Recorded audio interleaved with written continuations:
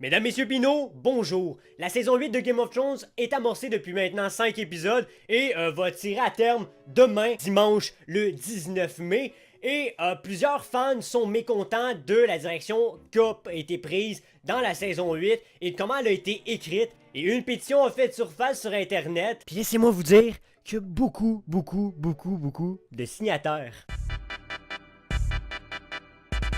En effet, une pétition a été émise sur change.org du nom de pour une nouvelle saison 8 de Game of Thrones faite par des scénaristes compétents et plus de 966 840 personnes ont signé. Et laissez-moi vous lire les demandes de cette pétition. Donc David Benioff et D.B. Weiss ont prouvé qu'ils étaient des écrivains terriblement incompétents lorsqu'ils n'ont pas de livres sur lesquels s'appuyer. Cette série mérite une saison finale qui fait du sens. En résumé. Les gens sont mécontents de la façon que la saison a été écrite. Je suis entièrement d'accord avec ce point. Donc avant que vous vous fâchiez, ok, je veux qu'on s'en parle un petit peu.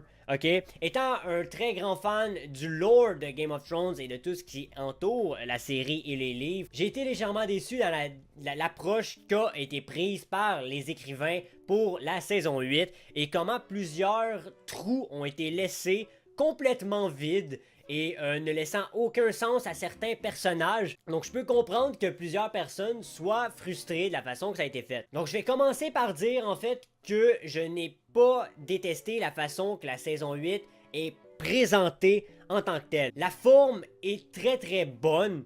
Ok, c'est vraiment le fond qui est à chier et qui a été vraiment mal écrit. Le visuel est incroyable, ok?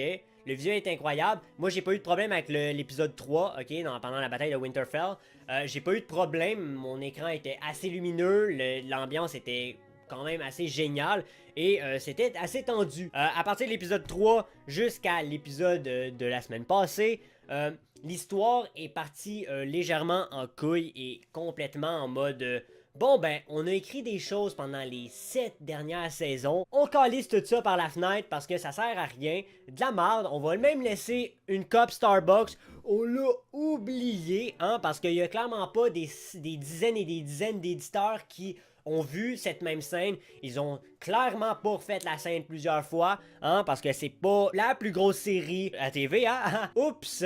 Je pense qu'un des points qui me déplut le plus de la saison 8, c'est dans l'épisode 5, lorsque Daenerys devient la Mad Queen, ok, et commence à raser Port-Réal, je pense que c'est ça le nom en français, donc décide de raser King's Landing parce qu'elle a entendu des cloches, ok, ça manquait énormément de contexte malgré qu'on s'y attendait, parce qu'au final, je suis pas contre les points principaux de la saison 8, de ce qui est abordé, mais c'est vraiment de la façon que ça a été fait. Donc pourquoi est-ce que Daenerys a complètement pété une coche parce qu'elle a entendu des cloches? On aurait dû avoir soit des flashbacks qui met un peu plus de contexte à comment qu'elle est venue à ça, ou même en retournant à la saison 4, lorsque Euron a tué Rhaegal, ok, en 3 coups, puisque le scorpion était pas mal trop OP, ok, c'est pour ça que dans la saison 5, ils ont mis une petite patch, ils sont plus capables de toucher un dragon, ok, mais ça on y reviendra. Rhaegal n'aurait pas dû mourir selon moi, et on aurait dû attendre à l'épisode 5, lors de la bataille de Port-Réal, pour voir le dragon mourir. Ce qui aurait donné une raison à Daenerys de devenir un peu dingo et de commencer à vouloir raser la ville au complet, genre fou. Ah, mon dragon! Ah, mon dieu, mon bébé! Puis elle commence à tout raser. Là, ça aurait fait un peu plus de sens. Mais là, comment ça a été fait? Dans l'épisode 4, Euron, il arrive de nulle part, ok? Puisque Daenerys ne l'a pas vu. Il l'a surtout oublié, selon les écrivains. Donc, D&D... on dit que Daenerys avait oublié Euron et sa flotte, ce qui est un peu de la grosse calice de bullshit. Tu n'oublies pas tes ennemis, surtout pas dans un temps de guerre, ok? Malgré que tu ne tapé contre le roi de la nuit, ok? La bataille de Port-Réal, ou King's Landing.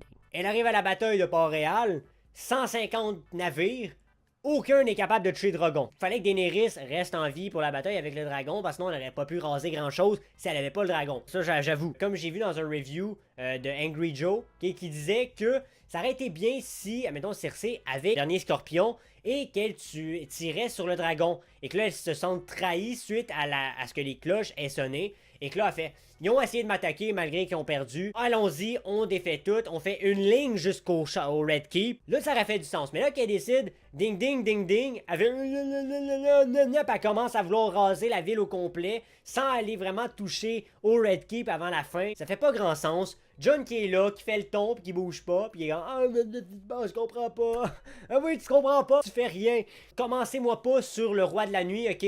Ils ont gâché complètement le personnage et tout ce qu'il y avait derrière, ok? Donc vous, donnez-moi votre ressenti dans les commentaires sur la saison 8. Quel épisode avez-vous plus aimé ou moins aimé? N'hésitez pas à aller voir la dernière vidéo sur la chaîne, sur Two Points Hospital, ok? Une petite vidéo de gaming bien sympathique que j'ai beaucoup aimé éditer et faire, donc allez la voir. Abonnez-vous, laissez un like et activez les notifications. Moi je donne rendez-vous dans la prochaine vidéo, c'était Alex. Ciao!